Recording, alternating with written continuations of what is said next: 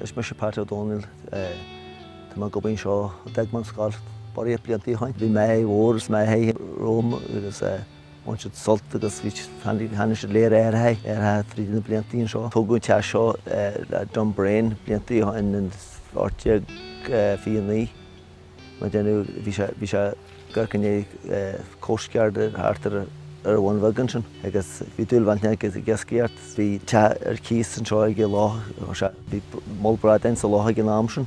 Agus bhí dúilhaintne ag hartar a cheantar an sin hanig rosaliste han sin. Agus thug sé sin sean ar an Guinness House sin an áirte cuairt agus barracks scian na fásta. Bhí Richard Keys níos sin tá dynnu agus an sin níor sin a couple blian hannig William Ross bhí flex mills ar an chun mil farste agus bhí sé sin níos mhaith agus thug sean te bhfuil caretaker agus líise duna daoine líomh afran a bhí acu. William Hepburn in sin agus bhí Monk agus Cranshaw sé póstar Nelly Cranshaw. Bu sé sin lí buas bhí Nelly Cranshaw go déú héin.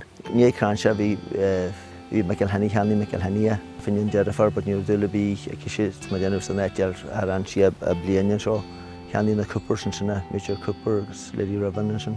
Bhí sé sin seo go dtí ag seart pas díal se go dtí na Guinness. Téile Lord Moyne an tú seo.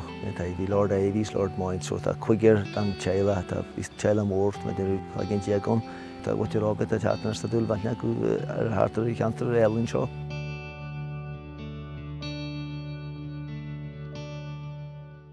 The owners here at Dunlewey, there are 5 owners, 2 brothers, Finn and Kieran, and then 3 sisters, Puss or Fiona, who is an expert on red deer, and then Rosaline Mulgee, who is the widow of an Indian gentleman, and then there is Katrina, who is one of the sisters who lives at Biddiston in England.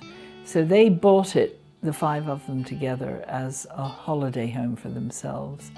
And they bought it in 1970, but the Coopers stayed here until they took possession of it in 1975. And the family has been coming backwards and forwards since 1975 as their place of peace. I mean, it's so beautiful. 3 different sides to the Guinness family. There's the brewing, the banking, and the missionary.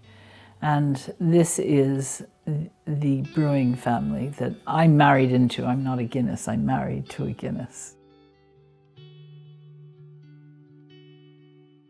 Geri smarta hanya te rodi dasa.